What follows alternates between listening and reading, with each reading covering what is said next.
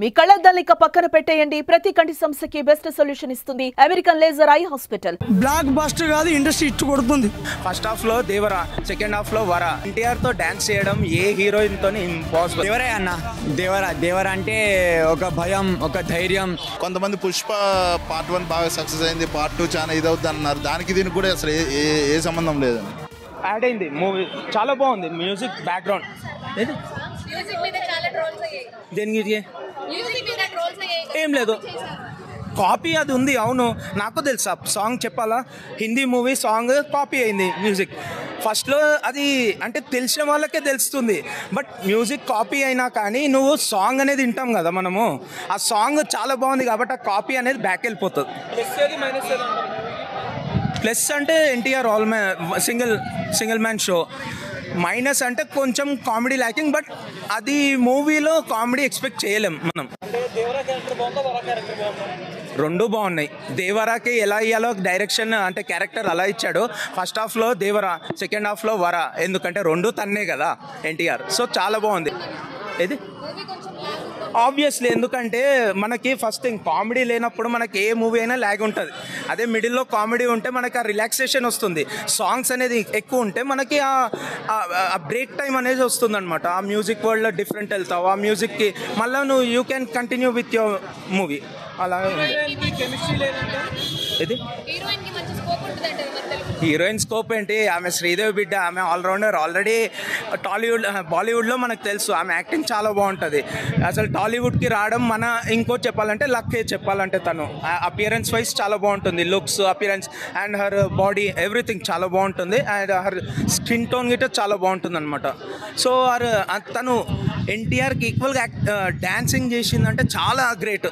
ఎందుకంటే ఎన్టీఆర్తో డ్యాన్స్ చేయడం ఏ హీరోయిన్తో ఇంపాసిబుల్. ఏది లేదు.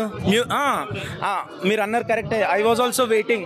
సెకండ్ సాంగ్ మిస్ అయింది. నేను అదే సాంగ్ రాలేదు అనేసి అనుకున్నాను. బట్ ఒకటే సాంగ్ తీశాడు. మేబీ అది సెకండ్ పార్ట్లో పెడుతున్నాడు. మీరు ఆల్రెడీ అన్నారు ఒక మాట, స్టోరీ ల్యాగ్ అయిందా ఇదైందా. ఇంకో సాంగ్ వస్తే ఇంకా మాకు క్రాక్ అవుతుండే, అందుకే తీసేశాడు. అది 4. వాళ్ళిద్దరికి టామ్ అండ్ జెర్రీ లెక్క ఉంటారు అన్నట్టు. సైఫ్ అలీ ఖాన్ ప్లస్ దేవర క్యారెక్టర్ రెండు తీసుకుంటే నెగిటివ్ రోల్ చేసినా కానీ టామ్ అండ్ జెర్రీ లెక్క ఉంటుంది. హైలైట్ నటించారు. అతనికి తగ్గట్టు సైఫ్ అలీ ఖాన్ రోల్కు తగ్గట్టు అతను బాగా నటించాడు. అంతకు మించి ఎన్టీఆర్ దేవర క్యారెక్టర్లో ఎన్టీఆర్ లీనమైపోయి చేసాడు. బ్లాక్ బస్టర్ కాదు, ఇండస్ట్రీ ఇట్టు కొడుతుంది. దేవర క్యారెక్టరు హైలైట్ అలా సినిమా. దేవర నేమ్ పెట్టింది దేవర కాబట్టి దేవర క్యారెక్టర్ అనేది హైలైట్ ఇచ్చిండు. దీంట్లో వర అని కొడుకు క్యారెక్టరు ఏం చేసిండంటే దేవర అనేది దేవర అనే పేరు మీద ఇంకా ఒక లెవెల్కి తీసుకెళ్తారు సినిమాను.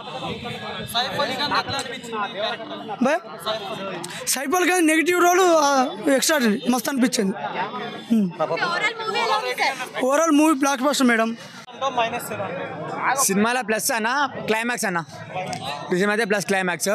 మైనస్ అంటే కొంచెం స్లో ఉంది మూవీ.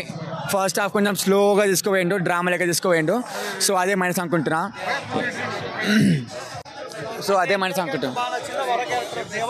దేవరే అన్న, దేవరా అంటే ఒక భయం, ఒక ధైర్యం, ఒక రక్తం. దేవరానే బాగుంటుంది. వారా అంటే సెకండ్ పార్ట్లో ఉంటుంది. వారా క్యారెక్టర్ అసలు ఏంది, వన్ మేజర్ రోల్ ఏందని సెకండ్ పార్ట్లో మనకు అర్థమవుతుంది. సో వెయిటింగ్ ఫర్ వారా ఆల్సో. చూద్దాం.